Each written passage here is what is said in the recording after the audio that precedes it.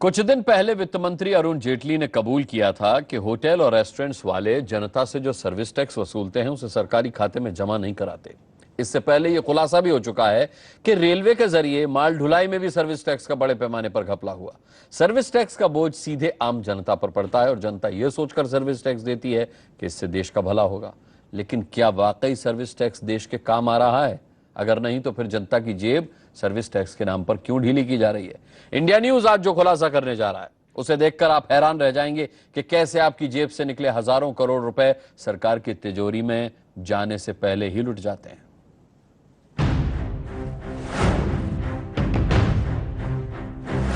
हवाई जहाज का टिकट हो या फिर रेस्टोरेंट में खाना, हर कहीं आप सर्विस के बदले में टैक्स यानी सर्विस टैक्स चुकाते हैं। सर्विस मुहैया कराने वाली कंपनियां और एजेंसियां ये कहकर आपसे सर्विस टैक्स लेती हैं कि ये तो सरकार के खाते में जाना है। आप भी ये सोचकर सर्विस टैक्स देते हैं कि इससे सरकार देश का विकास करती है। आपकी गाढ़ी कमाई सड़कें बनाने, देश की सुरक्षा सुनिश्चित करने, गरीबों का पेट भरने, किसानों को सस्ता कर्ज और खाद बीज मुहैया कराने के काम आती है। लेकिन क्या वाकई ऐसा होता है? क्या जो लोग सरकार के नाम पर आपसे सर्विस टैक्स वसूलते हैं वो सर्विस टैक्स की रकम क्या सचमुच सरकार की तिजोरी में जमा कराते हैं? देश के वित्त मंत्री अरुण जेटली ने इसी महीने कबूल किया है कि सर्विस टैक्स ग्राहकों से तो वसूला जाता है लेकिन सरकार के खाते में ईमानदारी से जमा नहीं कराया जाता। कुछ रेस्टोरेंट और होटल खाने के बिल के साथ सर्विस चार्ज भी लेते हैं। इनसे इकट्ठा हुआ पैसा वही रख लेते हैं और ये पैसे सरकार के पास नहीं पहुंचते। वित्त मंत्री ने होटल और रेस्टोरेंट में सर्विस टैक्स के नाम पर जनता और सरकार को चूना लगाने की बात तो मान ली। आज इंडिया न्यूज आपको बताने जा रहा है कि सर्विस टैक्स के नाम पर सबसे बड़ी लूट कहां चल रही है। आपको अंदाजा भी नहीं होगा कि हवाई यात्रा करने के दौरान आम लोगों ने एयर ट्रेवल एजेंट्स को हजारों करोड़ की जो रकम सर्विस टैक्स के नाम पर दी थी वो सरकार की तिजोरी में जाने से पहले ही लुट गई। सर्विस टैक्स का जो पैसा देश के काम आने वाला था वो पैसा हवाई टिकट के दलालों ने हड़प डाला और डकार तक नहीं मारी। आखिर कितने दिनों से चल रहा था सर्विस टैक्स की डकैती का ये खेल? क्या सरकार इस बड़े घोटाले से बेखबर थी या फिर जानबूझकर इस गोरख धंधे से आंखें फेर ली गईं?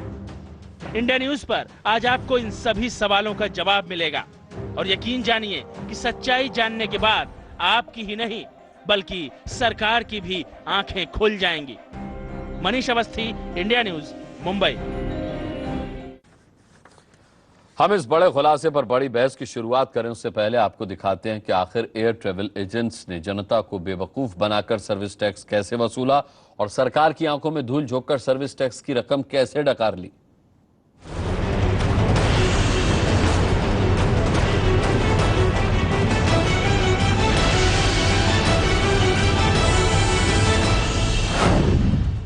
हिंदुस्तान में पिछले 5 साल के दौरान औसतन 7 करोड़ से ज्यादा लोग हवाई यात्राएं कर रहे हैं। इसके लिए कुछ लोग एयरलाइंस कंपनियों से सीधे टिकट खरीदते हैं जबकि ज्यादातर लोग एयर ट्रेवल एजेंट्स की सेवाएं लेते हैं क्योंकि एयर ट्रेवल एजेंट्स के जरिए हवाई टिकट खरीदना सुविधाजनक है। लेकिन क्या आपने कभी गौर किया है कि एयर ट्रेवल एजेंट्स जो हवाई टिकट आपको मुहैया कराते हैं उन पर किराए का ब्रेकअप कैसा होता है? मसलन बेसिक किराया कितना है, ईंधन सरचार्ज कितना है, सर्विस फीस कितनी है और सर्विस टैक्स कितना है। गौर से देखिए, ये एयरलाइंस कंपनी का टिकट है। इस पर आपको किराए का पूरा ब्यौरा साफ साफ मिल जाएगा। और यह है ट्रेवल एजेंट से खरीदा गया हवाई टिकट। जब दोनों टिकट हवाई यात्रा के हैं तो फिर दोनों के ब्यौरे में फर्क क्यों? आपको ये बात मामूली लगेगी लेकिन सच्चाई ये है कि एयर ट्रेवल एजेंट्स टिकट में किराए का ब्यौरा छिपा कर ही सर्विस टैक्स लूटने का पूरा खेल कर रहे हैं। ये टिकट 2 प्रकार से प्रिंट करते हैं।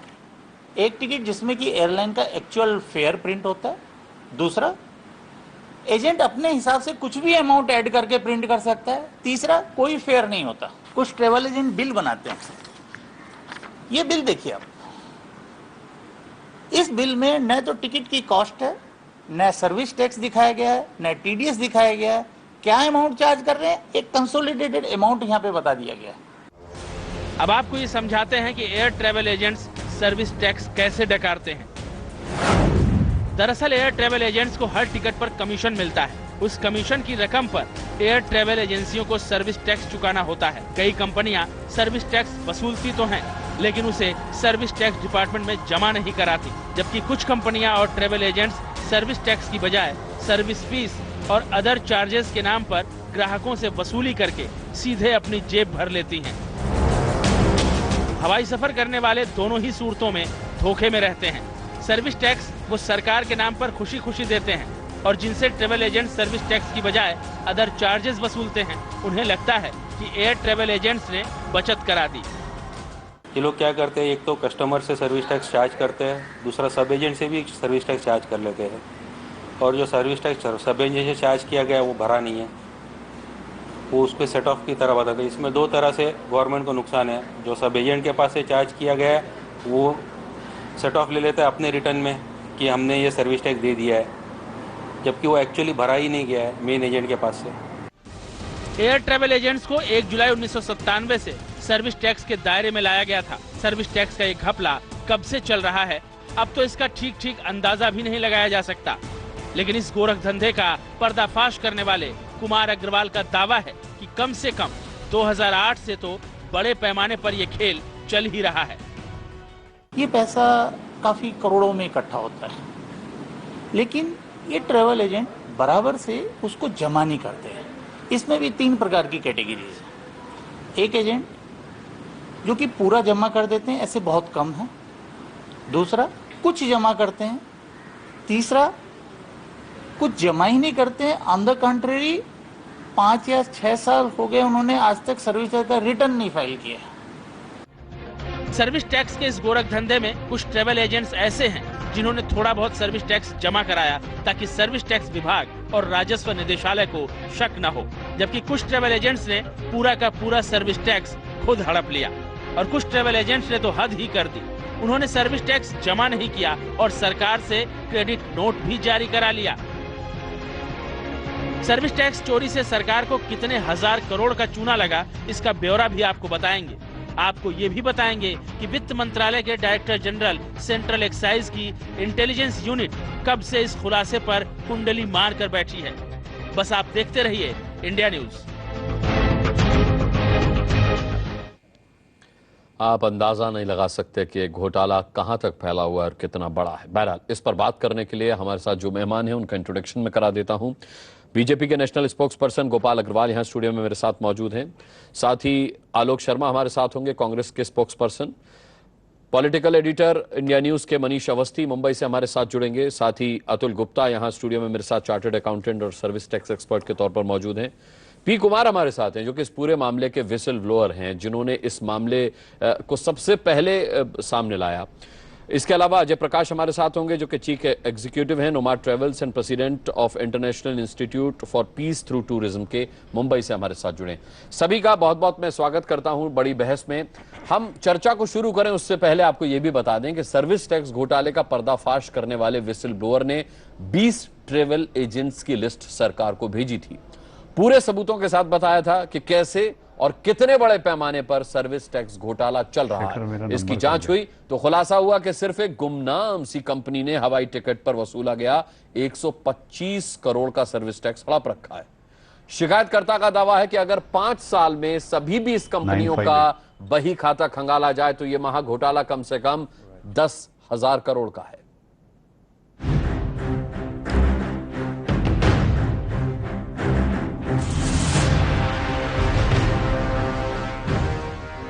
ये वो ट्रेवल कंपनियां हैं जिनकी टिकट बुकिंग के धंधे में तूती बोलती है। कंफर्म एयर टिकट और वो भी सस्ते दाम में दिलाने की गारंटी लेने वाली इन कंपनियों को इंटरनेशनल एयर ट्रेवल एसोसिएशन यानी IATA से मान्यता मिली हुई है, और इन्हीं ट्रेवल एजेंसियों पर सर्विस टैक्स चोरी का आरोप है। इनके खिलाफ पूरे सबूतों के साथ अक्टूबर 2013 में सेंट्रल एक्साइज के डायरेक्टर जनरल इंटेलिजेंस को जानकारी मुहैया कराई गई। ये खुलासा करने वाले मुंबई के कुमार अग्रवाल ने 20 ट्रेवल एजेंसियों की लिस्ट भी सौंपी जो सर्विस टैक्स की बड़े पैमाने पर चोरी में शामिल थीं। सर्विस टैक्स चोरी की जानकारी मिलने के बाद जांच शुरू हुई। नमूने के तौर पर सबसे पहले रिया ट्रेवल्स के दस्तावेजों और सर्विस टैक्स रिटर्न का ब्यौरा खंगाला गया। इंडिया न्यूज के पास उस जांच के दस्तावेज हैं, जिसमें जांच अधिकारी ने साफ साफ लिखा है कि रिया ट्रेवल्स ने कम से कम 125 करोड़ रुपए का सर्विस टैक्स चोरी किया है। इसी रिया ट्रेवल्स से 1 फरलांग की दूरी पर पड़ता है सर्विस टैक्स का ऑफिस।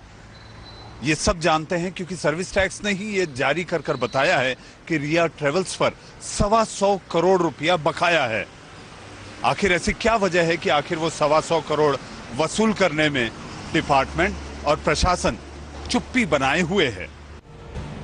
शुरुआती जांच में मामला गंभीर पाया गया। रिया ट्रेवल्स के बारे में जो सूचना मुहैया कराई गई थी उसकी पुष्टि हो चुकी थी, लेकिन इसके बाद आगे जांच करने और ट्रेवल एजेंसियों से सर्विस टैक्स की चोरी की रकम वसूल करने की बजाय मामला ठंडे बस्ते में डाल दिया गया। ऐसा क्यों हुआ, इसका जवाब आज तक नहीं मिल पाया है। हमने सबसे पहले जो शिकायत की head office DGCI, director general central excise and intelligence को, जब उन्होंने 2 या 3 ट्रेवल एजेंट को रेड किया, उसके बाद उन्होंने वो चैप्टर क्लोज कर दिया। उसके बाद मैंने ये सेम इंफॉर्मेशन बॉम्बे में सबमिट किया। बॉम्बे में जो सीनियर एडिशनल डायरेक्टर थे उनको मैंने सबमिट किया। जब मैं बॉम्बे से भी डिसअपॉइंट हुआ तो मैंने सेम एक अच्छा लेटर ड्राफ्ट किया कि मैं सभी लोगों से मुझे कुछ रिस्पांस नहीं मिल रहा है, तो मैंने सबसे पहले मेंबर बोर्ड को इन्फॉर्म किया। लगभग 2 महीने की वेट के बाद वहाँ से भी कोई रिस्पांस नहीं मिला, तो मैंने मिनिस्ट्री ऑफ फाइनेंस को इन्फॉर्म किया। वहाँ से मुझे मेरे ख्याल से जनवरी 2015 में इन्फॉर्म किया मैंने। उसके बाद आज तक कोई रिस्पांस नहीं मिला। PM हाउस को भी मैंने इन्फॉर्म किया, FM और PM दोनों को मैंने सेम डे इन्फॉर्म किया। एयर ट्रेवल एजेंसियों की सर्विस टैक्स चोरी का खुलासा करने वाले कुमार अग्रवाल का दावा है कि गोरख धंधा 2008 से 2014 तक धड़ल्ले से चलता रहा। मामले की जांच शुरू होते ही कई ट्रेवल एजेंट्स ने अपने ग्राहकों को ये समझाना शुरू कर दिया कि अब वो सर्विस टैक्स के नियमों में बदलाव कर रहे हैं। अब बड़ा सवाल यह है कि आखिर ट्रेवल एजेंट्स को सर्विस टैक्स के नियमों में अपने स्तर से बदलाव करने का हक किसने दिया। इस मामले के विसल ब्लोअर कुमार अग्रवाल के मुताबिक जो शुरुआती जांच हुई उसमें भी सर्विस टैक्स चोरी की जड़ तक जाने की जहमत नहीं उठाई गई। ये सर 125 करोड़ नहीं है। यदि इसी ट्रेवल एजेंट को हम बराबर डीपली करें तो कम से कम 500-600 करोड़ रुपए एक ट्रेवल एजेंट से मिलेगा हमें। और उसके अलावा ऐसे इंडिया में कम से कम 20-25 ट्रेवल एजेंट हैं जिनके पास इतना क्वांटम है। अगर वाकई एक एयर ट्रेवल एजेंसी ने 5 साल में 500 से 600 करोड़ रुपए की सर्विस टैक्स चोरी की है और देश की 20 बड़ी ट्रेवल एजेंसियां जांच के घेरे में, तो सीधा सा गणित है कि सरकार की तिजोरी से कम 10,000 करोड़ की लूट हुई। क्या ये रकम इतनी छोटी है जिसे वसूलने में वित्त मंत्रालय की जिम्मेदार एजेंसियों की कोई दिलचस्पी नहीं? सर्विस टैक्स का ये वही दफ्तर है जिस पर ये जिम्मा है कि वो इस तरह के सर्विस टैक्स जिन पर बकाया है उनसे वसूल करे। कई बार शिकायतों के बाद भी यहाँ पर बैठे अफसरों के कान में जू तक नहीं रहेंगी और उन्होंने ये कोशिश भी नहीं की कि जिन पर ये करोड़ों रुपया बकाया है उससे वसूल किया जाए। और दूसरी ओर अगर देखें तो सरकार ये थपड़े पीटती है कि हमारी तिजोरी खाली पड़ी है। Manish Awasthi, Mumbai, India news. चले, मेहमानों से मैं परिचय करा ही चुका हूं। सबसे पहले पी कुमार विसल ब्लोअर जो हैं इस पूरे मामले के, मुंबई से हमारे साथ जुड़े हुए हमारे पॉलिटिकल एडिटर मनीष अवस्थी के साथ हैं। उनसे मैं सबसे पहला सवाल करना चाहूंगा। पी कुमार साहब, सबसे पहले आपको कब लगा कि इस तरीके का घोटाला चल रहा है, इसे सामने लाना चाहिए? किस तरीके से आपने पूरी प्रोसेसिंग की, किस तरीके से आप सबके सामने ये मामला लेकर आए? ये सर कब से हम 2013 के बीच में किया मैंने। 2013 में किया। क्या सबसे पहले क्या लगा आपको कि ये घोटाला चल रहा है? कैसे लगा आपको ये सर, आप टिकट जब हवाई ट्रेवल, एयर टिकटिंग ट्रेवल आप परचेज करते हैं, आपको उस टिकट से अंदाजा लग जाता है कि इसमें किस प्रकार की, क्योंकि टिकट्स में फेयर ही नहीं मिलता आपको। टिकट्स में फेयर डिटेल नहीं मिलेगी, टिकट्स कितनी एक्चुअल एयरलाइन को कॉस्ट करती है वो डिटेल नहीं मिलेगी। ट्रेवल एजेंट क्या चार्ज कर रहा है, आप कितना पेमेंट कर रहे हैं, आपको क्या सेटलमेंट क्रेडिट लेना है, आपको कोई डिटेल नहीं मिलती। यदि आप ट्रेवल एजेंट से उसका बिल मांगेंगे तो आपको बिल भी बराबर नहीं मिलेगा।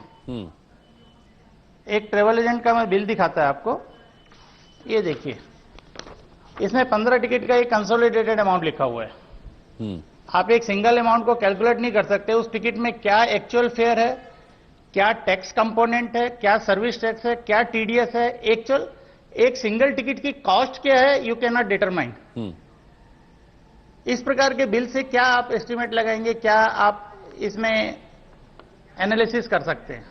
लेकिन अनुराग, इससे भी बड़ी बात जो मुझे दिखाई दी इस पूरी पड़ताल में, इस पूरे जांच के दौरान, जबकि सर्विस टैक्स में हजारों करोड़ रुपए का घोटाला है, तो मैंने जो पाया अनुराग, मुझे जो दिखाई दिया उसमें यह है कि additional director general of central excise intelligence of service tax ने यह लिखित तौर पर माना है, जिसका प्रमाण है कि एक ट्रेवल एजेंट से उन्होंने जांच की इनकी शिकायत के बाद, और ये लिखित तौर पर उन्होंने कागज में लिखकर दिया है कि 100 करोड़ रुपए बकाया हैं। यह भी एक छोटा सा इन्वेस्टिगेशन था, छोटी सी सर्च थी।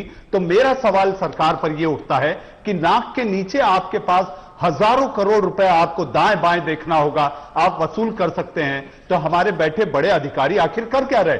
एक, हमारे प्रधानमंत्री देश के बाहर जाते हैं कि देश में पूंजी आए, देश में निवेश आए। हजारों करोड़ रुपया अगर हम यहीं खंगालेंगे तो मुझे ऐसा लगता है कि हमारी तिजोरी में, हमारे देश की तिजोरी में जो सेंधमारी हो रही है वो शायद भर जाए। ठीक है, मैं गोपाल अग्रवाल साहब से ये सीधे सवाल पूछ लेता हूं, क्योंकि पी कुमार साहब की तरफ से रिपोर्ट में मैंने ये भी देखा कि उन्होंने गृह मंत्री तक बात पहुंचाई है। उनके मुताबिक प्रधानमंत्री के संज्ञान में ये मामला है, लेकिन बावजूद उसके अग्रवाल साहब अब तक इस पर कोई काम नहीं हुआ, बल्कि 2014 से तो जांच भी बंद है इसकी।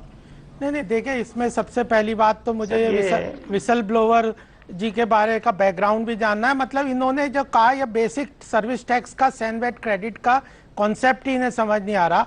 जब आप एयरलाइन कोई टिकट देती है तो वो उस पे उसके रूल्स हैं कि वो ग्रॉस पे सर्विस टैक्स लेती है, वो उसमें से कमीशन कितना दे रहे हैं, उससे कमीशन एजेंट से कितना सर्विस टैक्स काट रहे हैं, इसका सरकार का डायरेक्ट रिलेशन नहीं है, क्योंकि उसका क्रेडिट एयरलाइन को मिलता है।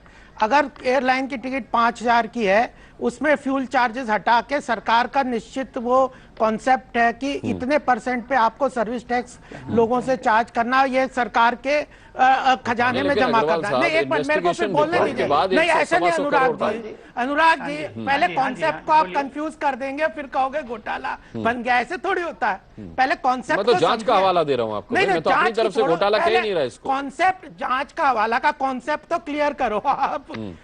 मैं तो अच्छा है, अगर इसमें घोटाला मिलता है तो सरकार को पैसा मिलेगा, हम आपके साथ हैं। पहले कॉन्सेप्ट को क्लियर करो, फिर उस पर बहस करो। नहीं तो आप यहाँ पे चिल्लाते रहेंगे, मैं चुप हो जाऊंगा, उससे क्या। हम तो तैयार है कि सबसे पहली बात, जब ग्रॉस टिकट आप किसी आदमी से लेते हैं एयरलाइन, तो उस पूरे अमाउंट में फ्यूल चार्जेस के अलावा जो चार्ज होता है उस पे सर्विस टैक्स सरकार लेती है एयरलाइन से।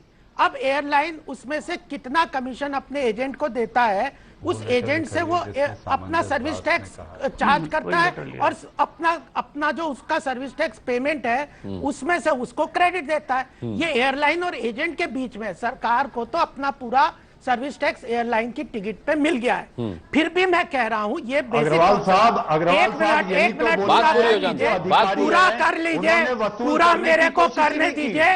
पूरी बात इसके बाद में बोलूंगा नहीं, आप ही बोलते रहना, लेकिन पहले कॉन्सेप्ट क्लियर हो जाए। हम आपके साथ हैं। अगर आप घोटाला पकड़ते हो 10,000 करोड़ का, तो सरकार को तो टैक्स मिलेगा। हम तो अच्छा खुश हैं, हमें रेवेन्यू चाहिए, आप टैक्स और दिलवाइए।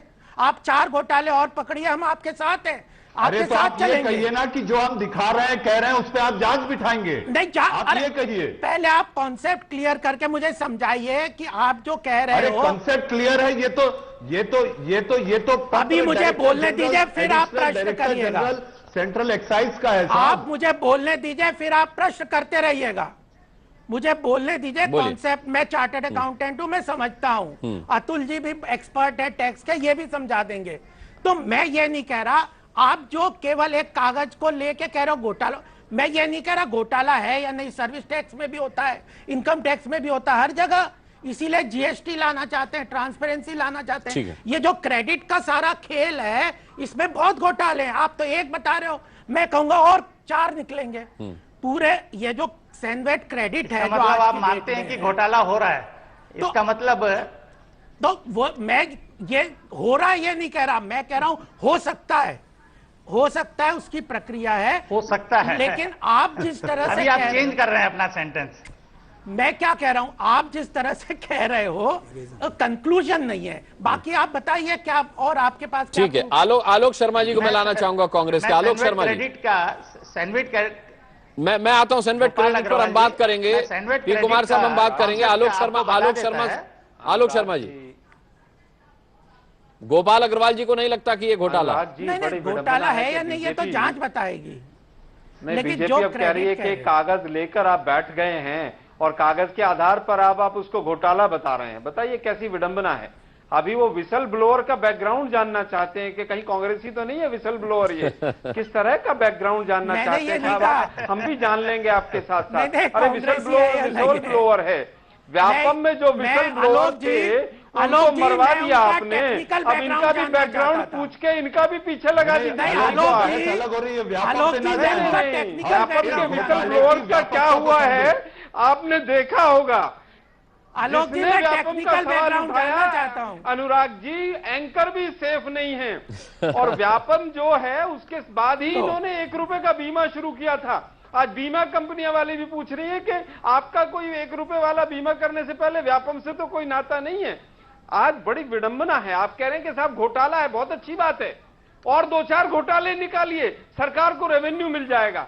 मतलब आपको सरकार को चाहिए कि घोटालों को रोकें, या बीजेपी चाहती है कि 4-6 घोटाले और हो और ज्यादा रेवेन्यू सरकार को मिले? अरे 2014 में जब आपकी सरकार आई आलोक जी, तो आप आपने इतने तो वरिष्ठ पूरी जो व्यक्ति जांच हैं। थी उसको बंद करवा दिया। आलोक जी, इतने और वरिष्ठ सरकारी व्यक्तियों के ये रिकॉर्ड कहता बचकानी है बातें कर कि रहे हो आप। 100-125 करोड़ रुपए जो हैं वो बकाया हैं, उसके बावजूद आप ठीक जो है। है इसको नहीं मान रहे हैं कि मैं- घोटाला हुआ है। मैं ये बीजेपी का whistleblower जो का दोहरा technical चरित्र है background मांग ये रहा हूं। सामने आ रहा है। आप चुनाव लड़ते हैं ब्लैक Political मनी background पे। नहीं नहीं मांग सर, रहा। फिर मामला विसल ब्लोअर के टेक्निकल बैकग्राउंड से आगे बढ़ चुका है। आपने कहा वाइट ब्लैक करती हैं। ठीक है आलोक जी, आज आप कहते हैं कि घोटाला ही नहीं है। ठीक है आलोक जी ने अब खैर अब शुरू उन्होंने किया था ये घोटाला नहीं है कहकर, लेकिन आप कह रहे हैं कि घोटाला हो सकता है। जिस जांच की आप बात कर रहे हैं गोपाल जी, मैं आपको बता लेकिन दूं कि अनुराग, जांच मुझे के ऐसा बाद ही लगता है कि कुमार साहब को सैनवेट क्रेडिट की जो बात है वो कह देनी चाहिए।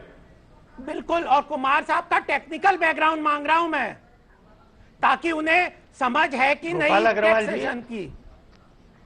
कुमार साहब बोलिए ना। अच्छा, हो सकता है मुझे समझ फ्लोर को समझ गोपाल अग्रवाल जी, हो सकता है मुझे समझ उतनी नहीं है जितनी आपको है, जो डॉक्यूमेंट लेकिन फिर मैं आप आपको सैनवेट technical क्रेडिट बता विषय देता हूं। पे- जब ट्रेवल अरे एजेंट सुन लीजिए जब एक ट्रेवल एजेंट अपने इनवॉइस पे अपना सर्विस टैक्स कोड लिखकर सर्विस टैक्स चार्ज करता है, तो ट्रेवल एजेंट की ये ड्यूटी बनती है कि वो सर्विस टैक्स डिपार्टमेंट में जमा करे। दूसरा, जब वो इनवॉइस किसी ट्रेवल एजेंट को जाता है तो वो ट्रेवल एजेंट कुमार साहब ट्रेवल एजेंट कभी क्लाइंट से सर्विस टैक्स नहीं चार्ज करता, वो कंपनी से क्रेडिट लेता है। आपको बेसिक कॉन्सेप्ट ही नहीं पता और आप बहस कर रहे हैं।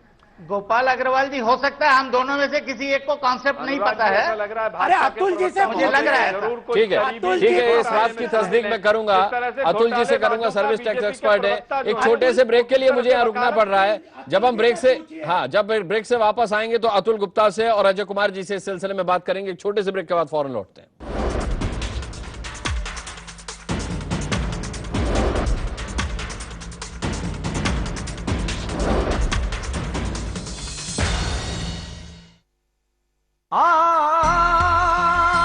रखे सुरक्षित वीजॉन शेव, एकदम safe, world's largest selling shaving cream.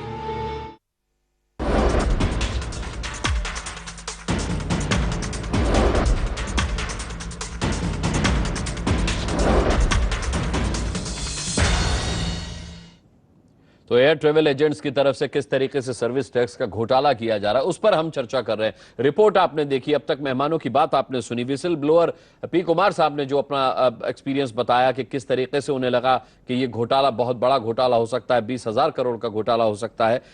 Atul Gupta, आप क्या कहेंगे? बेसिकली सबसे पहले हमारे को समझना पड़ेगा कि ये पूरा का पूरा जो एयरलाइंस का और एजेंट का जो काम होता है वो किस तरीके से काम करता है। एक केस में एयरलाइंस जो है, सपोज कीजिए आपको दिल्ली से मुंबई जाना है, तो 5,000 रुपए का जो टिकट आपका जनरेट करती है उसमें हमेशा वो बाइफर्केशन अवेलेबल कराती है। ऐसा कोई रेयरली एजेंट होगा या ऐसा कोई पैसेंजर होगा जो बोलेगा मुझे कंसोलिडेटेड एक बिल दे दीजिए।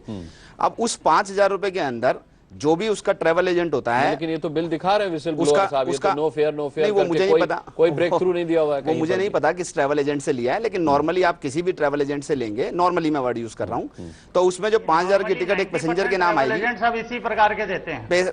चलिए साहब, तो 5,000 रुपए की जो टिकट है उसमें जो है वो एजेंट को एक 300 रुपए का या 200 रुपए का, 500 रुपए का, जो भी उसकी कंडीशन है उसके ऊपर जो है वो सर्विस टैक्स एप्लीकेबल होता है। उसके अंदर सरकार ने 2 नियम दिए हैं, या तो आप 500 रुपए का जो एजेंसी कमीशन है उसके ऊपर 12% आप चार्ज कर लीजिए, किससे? एयरलाइन से, क्योंकि आप सर्विस एयरलाइंस को दे रहे हैं, और या फिर जो है वो 5,000 रुपए के ऊपर 60 पैसा और 1 रुपए 20 पैसे की 2 हमारे वो दरें दी गई हैं, आप उस पर चार्ज कर लीजिए। मोर और लेस सर्विस टैक्स का जो वैल्यू आता है वो एक ही आता है।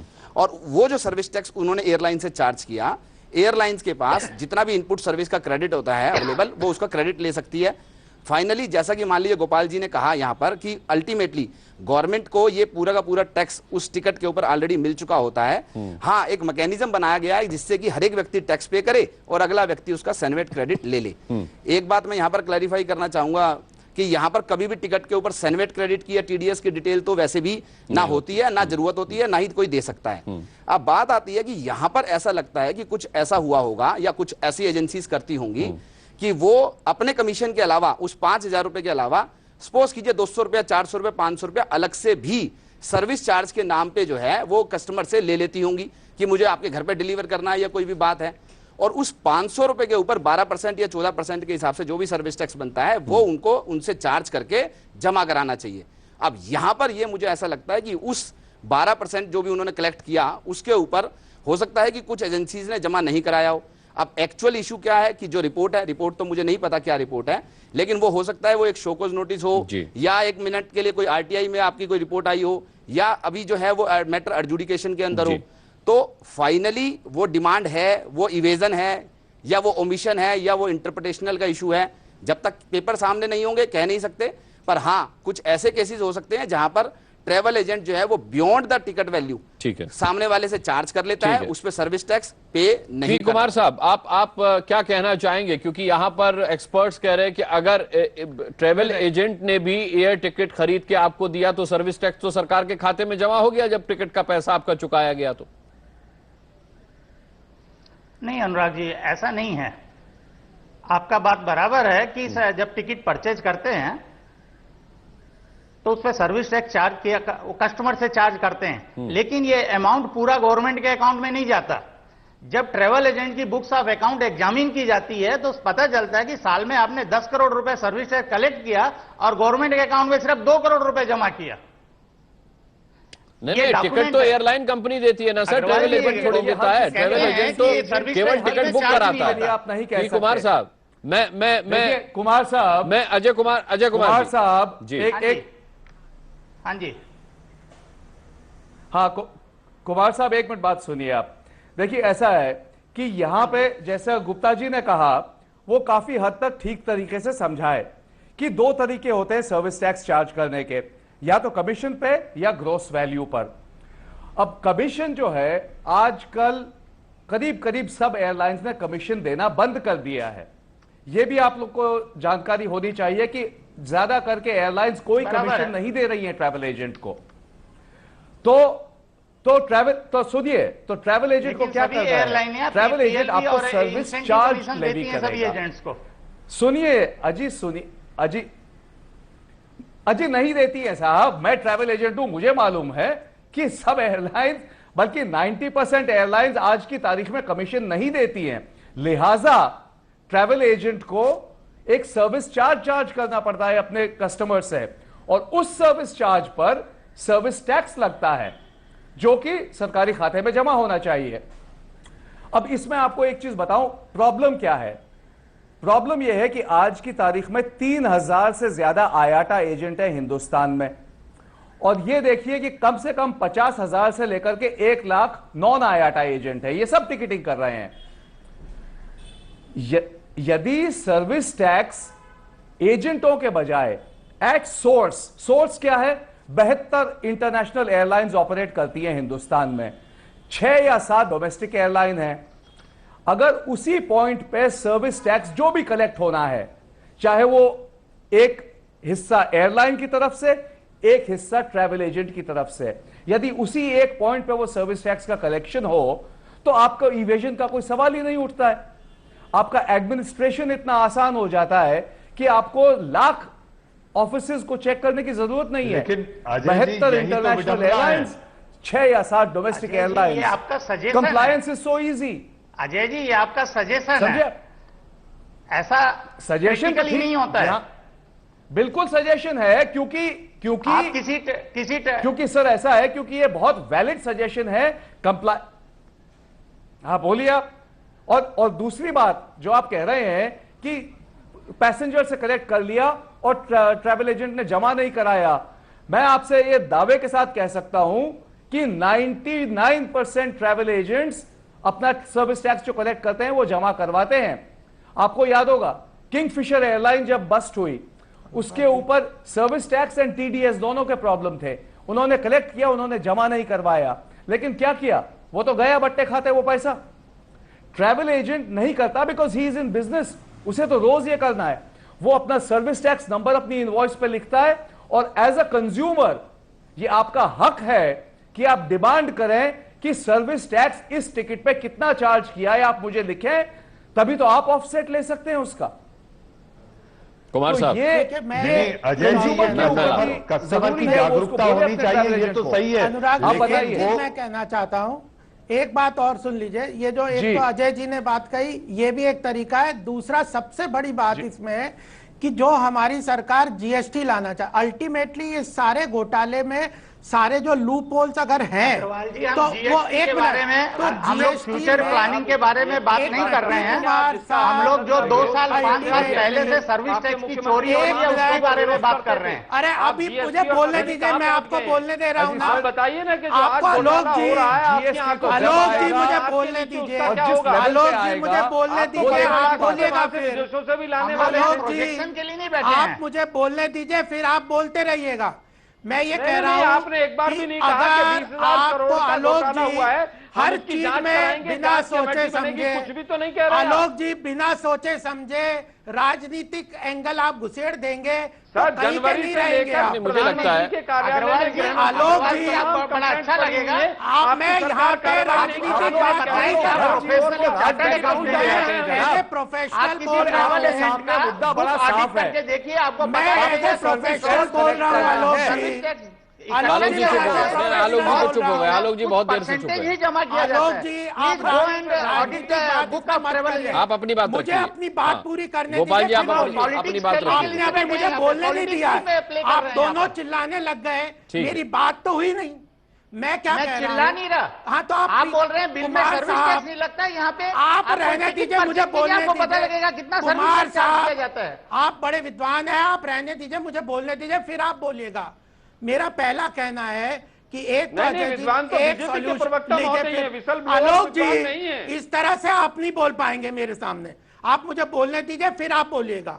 मैं कह रहा हूँ आलोक जी, आलोक जी, आप मुझे बोलने दीजिए। आलोक जी, कहां पहुंच रहे हैं आप ऐसे कुछ नहीं कर सकते, ये पार्लियामेंट में करिएगा आप यहाँ पे मुझे बोलने दीजिए। ये प्रोफेशनल मैटर है, ये प्रोफेशनल। आप अपनी बात रखिए, चलिए बात रखिए। आलोक जी चुप हो गए। हाँ, सबसे पहली बात, एक तो अजय जी ने आप बात सबसे कही ज्यादा है, बोले हैं आप राजनीति करिएगा, आप पार्लियामेंट में पाए हैं करिएगा। आप ऐसे मुझे चुप नहीं कर सकते। चलिए बोलिए। आप मुझे बोलने दीजिए, प्रोफेशनल मैटर है, इसको सॉर्ट आउट प्रोफेशनली करेंगे। हम इसके घोटाले के खिलाफ हैं, जो भी है उसको चेक करा जाएगा। सबसे पहली बात, एक तो अजय जी ने पर इनिशियल इंक्वायरी में जो घोटाला आया उस कोई पर भी, आप मुझे अनुराग जी, आप नहीं बोलना। चलिए बोलिए। आप मुझे जब तक बोलने नहीं देंगे मैं भी चुप नहीं एक साल हो गया, नहीं तो फिर तो हो गया, फिर तो हो गया। इसी तरह पूरा टाइम निकालिए आप, चर्चा कुछ होगी नहीं, जनता को कुछ पता नहीं चलेगा। चलिए बोलिए गोपाल जी, सेंसेशनल गोपाल जी बताइए। पहली बात, अजय जी ने एक तरीका बताया है, उसमें कुछ सॉल्यूशन है। दूसरा जो मैंने कहा, जीएसटी में ये सॉल्यूशन है। तीसरी बात ये है कि हमें ये समझना चाहिए। अनुराग जी, एक मिनट, आलोक जी आता हूं आपके पास। आलोक जी आप होगा और तमाम तरह के सॉल्यूशन। आलोक जी आप रुक जाइए ना, आलोक जी आऊंगा आपके पास। बोल रहे हैं बीजेपी के प्रवक्ता महोदय, कि इस घोटाले का क्या करेंगे? हाँ पूछूंगा आप पहले तो तीसरी तय बात करिए कि घोटाला है कि नहीं। तीसरी बात नहीं, मैं बता रहा हूँ ना, इनिशियल इंक्वायरी में तो घोटाला 125 करोड़ का निकला है ना, उसमें कहा गया कि सर्विस टैक्स जमा नहीं किया गया, अग्रवाल जी इलीगल तरीके से वसूला गया, लायबिलिटीज निकली है उसमें। चलिए आप घोटाले को ही तय करिए। नहीं आप बताइए, आप घोटाला यहाँ बैठ के तय लोगों का करिए। Service tax investigation P Kumar ji, वो लोग डिपॉजिट भी करते पी हैं। कुमार जी और अनुराग जी बैठ इसका के मतलब वो सब घोटाला तय बेवकूफ है, कर जमा दीजिए। करा रहे हैं पैसा।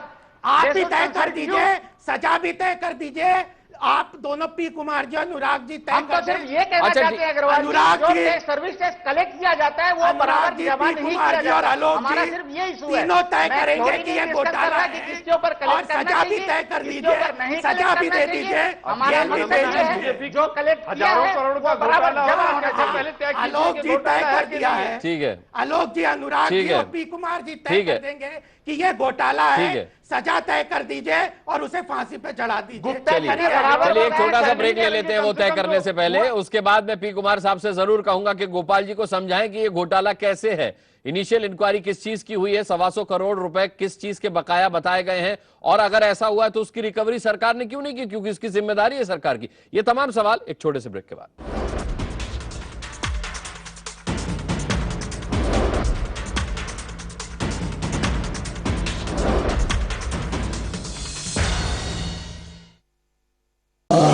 बांगड़ सीमेंट, सस्ता नहीं सबसे अच्छा।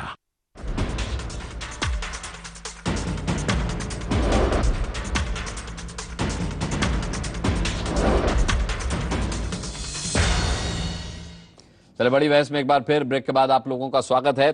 पी कुमार साहब, अब सबसे पहले मैं आपसे चाहूंगा कि बहुत संक्षिप्त में समझाइएगा गोपाल अग्रवाल जी के लिए कि आप इसे घोटाला क्यों कह रहे हैं।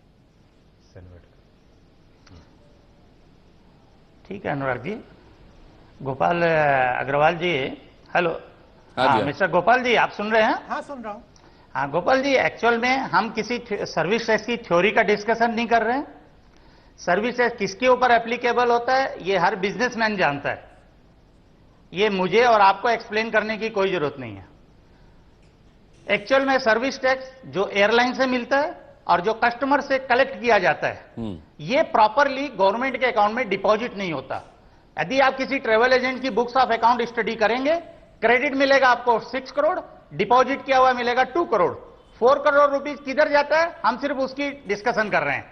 किसके ऊपर कलेक्ट किया है, बेसिक फेयर पे किया है, सर्विस चार्जेस पे किया है, उसको टिकट पे बताना चाहिए। हम लोग इस पे डिस्कशन नहीं कर रहे हैं। लेकिन पी कुमार साहब, बिना सर्विस टैक्स एयरलाइंस कंपनी को चुकाए उसे टिकट कैसे मिल गया ट्रेवल एजेंट को? Government account. मेरा एक सवाल आपसे कि बिना सर्विस टैक्स एयरलाइंस कंपनी को चुकाए ट्रेवल एजेंट को टिकट कैसे मिल गया जो उसने आपको दे दिया, यानी कस्टमर को दे दिया? कौन सा सर्विस टैक्स गवर्नमेंट के अकाउंट में जाता है, उसका एयरलाइन से कोई मतलब नहीं है।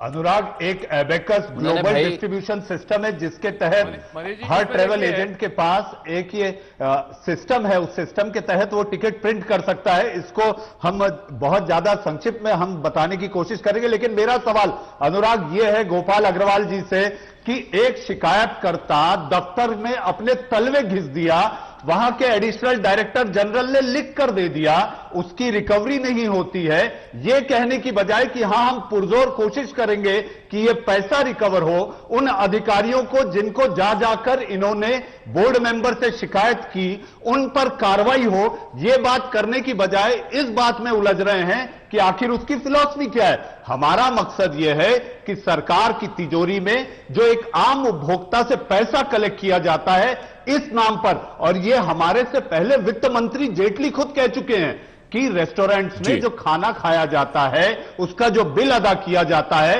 उसका सर्विस टैक्स अदा नहीं होता। ठीक है, उसके लिए रेस्टोरेंट दोषी हो सकते हैं, मैं वही तो कह रहा हूं, मैं वही कह रहा हूं, लेकिन वो वेंडर जो खाना आप तक लेकर आया है वो कैसे दोषी हो जाएगा? कहना चाहिए मनीष अवस्थी, गोपाल अग्रवाल जो समझना चाह रहे हैं उस बात को समझिए। हजारों करोड़ रुपया नहीं, मनीष अवस्थी, अगर सुनिए, इन फाइलों को मैं मान रहा हूं, देखिए ये बात करने की बजाय आप कह रहे हैं कि मनीष अवस्थी, रेस्टोरेंट अगर सरकार को सर्विस टैक्स जमा नहीं करते हैं तो ये घोटाला रेस्टोरेंट के सिर आएगा, लेकिन अगर वो वेंडर जो आपके पास खाना लेकर आ रहा है आप उस पर इल्जाम लगाएं कि वो घोटाला कर रहा है, उसको कैसे जस्टिफाई करेंगे? ये गोपाल अग्रवाल समझना चाह रहे हैं। आपने बताया एक प्रोफेशनल चार्टर्ड अकाउंटेंट है, आपने कुछ स्टेचुरी ऑडिट भी की होंगी, उस स्टेचुरी ऑडिट में किसी के ट्रेवलिंग एक्सपेंसेस के या आपने बिल्स भी देखे होंगे, उनमें सब में सर्विस टैक्स मिलता है। जो ट्रेवल एजेंट है उनका सैनवेट क्रेडिट वो अवेल करते हैं। मेरे ख्याल से आपको सैनवेट क्रेडिट का डेफिनेशन क्लियर हो गया होगा। और वो पैसा गवर्नमेंट के अकाउंट में जमा नहीं हुआ, इसका मतलब गवर्नमेंट को डबल चूना लगा। अतुल गुप्ता, जो पैसा गवर्नमेंट के अकाउंट में जमा होना चाहिए था वो जमा नहीं हुआ। ऑन द कॉन्ट्ररी वो पैसा उसके सब एजेंट ठीक है। अतुल गुप्ता आपसे कुछ पूछना चाह रहे हैं। पी कुमार साहब, अतुल गुप्ता आपसे कुछ पूछना चाह रहे हैं। इस प्रकार की बुक से ऑडिट नहीं की, इसलिए आपको पता नहीं है। ठीक है, इसलिए आप ऐसा मत बोलिए हमें पता नहीं है कि सर्विस टैक्स बिल में होता है या नहीं होता। ठीक है अतुल गुप्ता, बिल्कुल गलत बोल रहे हैं। इसको मेरे सुन लीजिए, सवाल सुन लीजिए, मेरे पास समय बहुत कम है। इस प्रकार के क्लाइंट नहीं है। अतुल गुप्ता जी साहब, मैं आपको फिर दोबारा बताना चाहूंगा कि अगर किसी व्यक्ति के पास कोई आउटपुट लायबिलिटी है, सपोज कीजिए कि मैंने 200 रुपए के ऊपर 24 रुपए सर्विस टैक्स चार्ज किया और उस 200 रुपए के अंदर मैंने 100 रुपए किसी व्यक्ति को आगे दिया और उसने मुझसे 12 रुपए चार्ज किया, तो मेरे पास वो सैनवेट क्रेडिट के रूप में होता है, जो मैं अपनी आउटपुट लायबिलिटी के अगेंस्ट में एडजस्ट करके फाइनली मैं 12 रुपए गवर्नमेंट के खाते में जमा कराता हूं। अब ये ऐसा हो सकता है कि एक व्यक्ति ने 24 रुपया कलेक्ट किया हो, 12 रुपया जो है वो उस व्यक्ति से क्रेडिट भी ले लिया और 12 रुपए उस व्यक्ति ने जमा ना कराया हो। फाइनली ये होगा कि 24 रुपया गवर्नमेंट को जो जमा होना था वो जमा नहीं हुआ, चाहे वो ए ने नहीं किया या बी ने नहीं किया। लेकिन क्या ये वास्तव में ऐसा है? क्या ये जो रिपोर्ट की बात हम लोग कर रहे हैं, मुझे नहीं पता। वास्तव में ऐसा है कि 24 रुपए गवर्नमेंट के अकाउंट में जमा नहीं किया। कुमार साहब, मैं तो 2 ही मिनट बोलूंगा, आप लोग आप करिएगा। मैं आपको सिर्फ ये बताऊंगा कि हो सकता है ऐसा हो, अग्रवाल जी बोल रहे हैं, हो सकता है ऐसा हो, हो सकता है ऐसा हो सकता है वो सैनवेट क्रेडिट जेन्युइन हो। सर, मैं मना नहीं कर रहा आपकी बात को, मेरे पास तो रिपोर्ट नहीं है ना। आप 2 मिनट मेरी बात सुन लीजिए, उसके बाद मैं आपको यह बताना चाहूंगा कि जो ये रिपोर्ट है, या क्या ये शोकॉज नोटिस है, या डिपार्टमेंट ने कहा कि 125 करोड़ की रिकवरी पेंडिंग है, उसके लिए हमारे पास सर्विस टैक्स हो या एक्साइज हो, आज की तारीख में प्रोसिक्यूशन के प्रोविजन अवेलेबल है। उसके बाद आगे चलते हैं तो वो अगर डिमांड कंटेंशियस है, उसके ऊपर लिटिगेशन पेंडिंग है, तो हो सकता है कि वो डिमांड के अंदर आज की तारीख में डिपार्टमेंट या एसएससी ट्रिब्यूनल गया हुआ हो, हाई कोर्ट गया हुआ हो। तो उस केस की एक्चुअल सिचुएशन क्या है, जब तक हम ये नहीं समझे, और क्या पता आपने कहा 2013 में या 2014 में ऐसा हुआ कि डिमांड थी रिया ट्रेवल्स पे और लेकिन जमा नहीं हुई। लेकिन गोपाल अग्रवाल जी, अगर जांच में इलीगल अर्निंग्स का मामला आता और ये कहा जाता है कि सर्विस टैक्स जमा नहीं कराया गया सरकार के खाते में और 125 करोड़ की वसूली बनती है, तो फिर कंप्लीट की गई, न प्रॉपर इन्वेस्टिगेट किया गया वो फाइल, तो फिर आप क्या भरोसा दिलाएंगे गोपाल जी?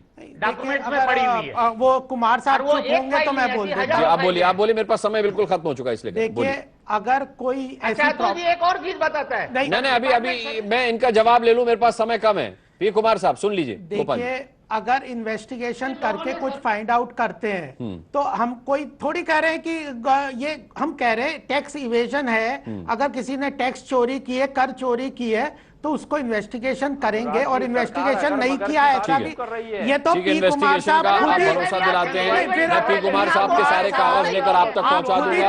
आपने भरोसा दिलाया है कि इस मामले की आप जांच कराएंगे। वो भी जजमेंट में बैठ रहे हो। ठीक है। एक मनीष अवस्थी 10 सेकंड में क्लोजिंग कमेंट।